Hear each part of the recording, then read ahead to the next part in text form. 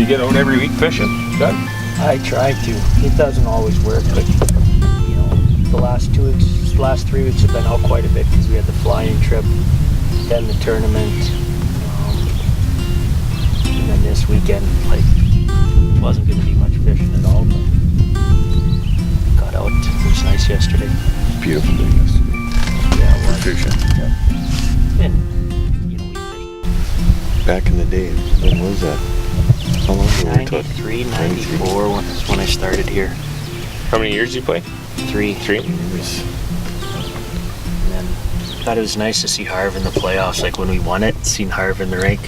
Christ, he had tears. He had tears in his eyes and got a hat. Oh, he was pumped up. So who would, I guess some of the memorable guys that you would have played with back then? Oh, I'm sure you got some great stories. Harv for sure. Just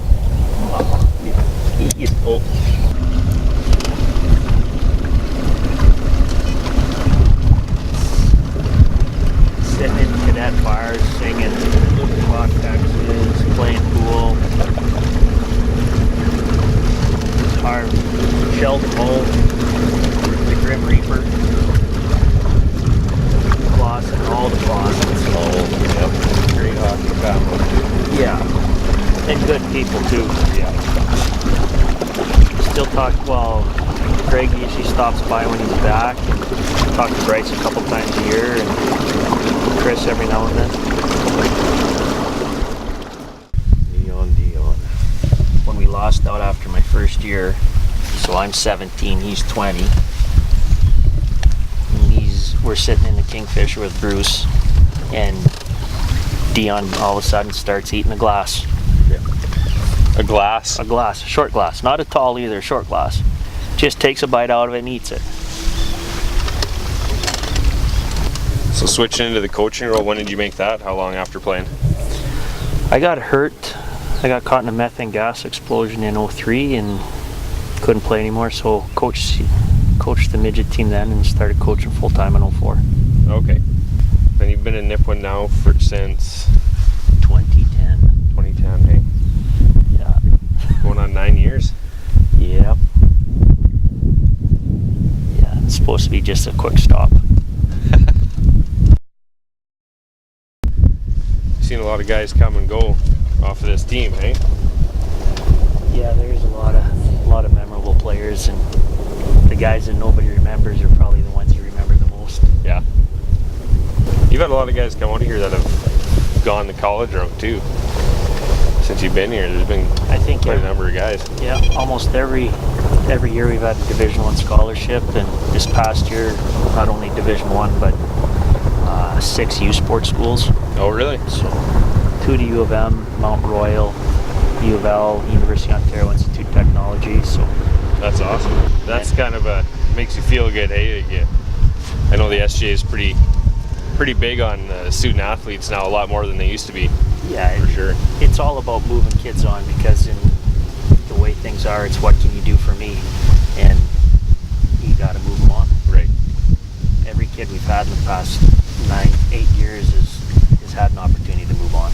Whether they have or haven't, it's their choice. But a couple guys went into construction, things like that, but they also had opportunities to go to school and get a degree.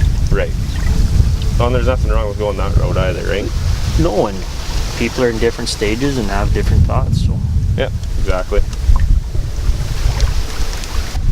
That tournament, it was just frustrating because we're a big fish out of the money, and we're fishing the meat hole at the start of the day, and we had 3 reds and 3 in the box that, not great ones, but 49, 50 centimeters before second flight. Luke pulls in after third flight, fishes 5 minutes, pulls out a 74, pulls out a 54.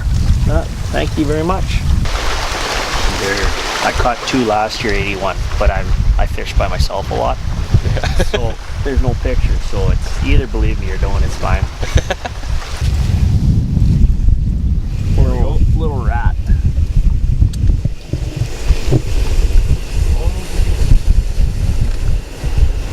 stripped. Yeah, feeding them still from last night.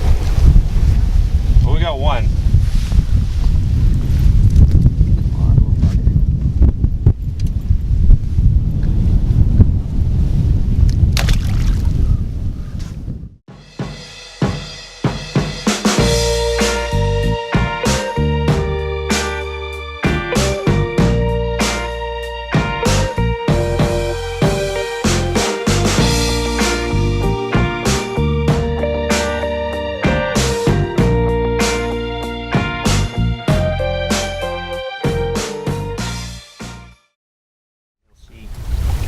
People that are staying in the campground, they'll go out in the morning and they'll fish until they get their limit, bring their limit in, and they're right back out in 10 minutes going out for their other limit. And you're not going to change that?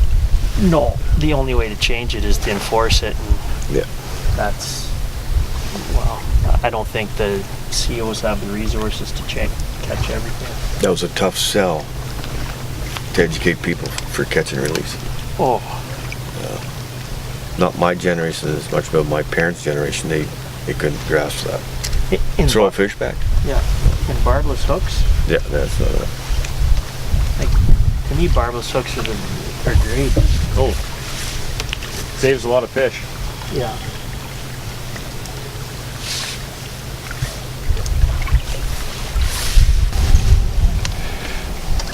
Just a cloud of bait fish. Yeah. Look at that size of that thing. And just that's what we're here for. Those Saskatchewan River monsters. Yeah, it seems the Tobin's just a little better for size, but I mean, out here last weekend, right by the new bridge, there's a 9.7 right by us that was caught. Like, they're in here. It's just a matter of weeding through all the small ones and finding the big ones, right? Yeah. That was the only bad thing about the long playoff run is usually you get a day or two to go fishing. So when we swept Humboldt 2 years ago, going into game 4, I told the guys, my truck's packed, I'm going ice fishing tomorrow. Either you guys are getting bag skated or you're having a day off, you figure it out. So we won and didn't have any of those. I want to go fishing. Yeah. Well, you just got to figure things out to try and get them going on something. 'Cause they hear a day off, they seem to play a little harder.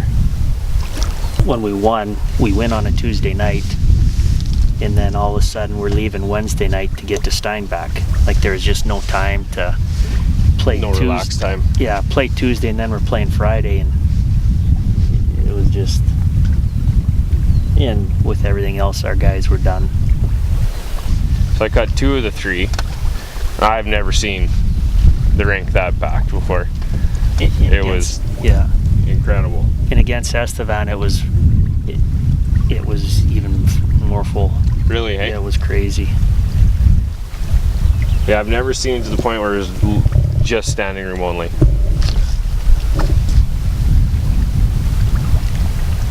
I think other than the first game at home, we had the lead in every game against Steinbach and just could never hold it. Brutal. Boy, they were a big team. Had some big guys out there. Not saying you guys, I mean, you guys had there's some big kids on that team too. Yeah. But yeah, Steinbach had some big kids out there. No, and they could skate. They're a good team. They're a really good team.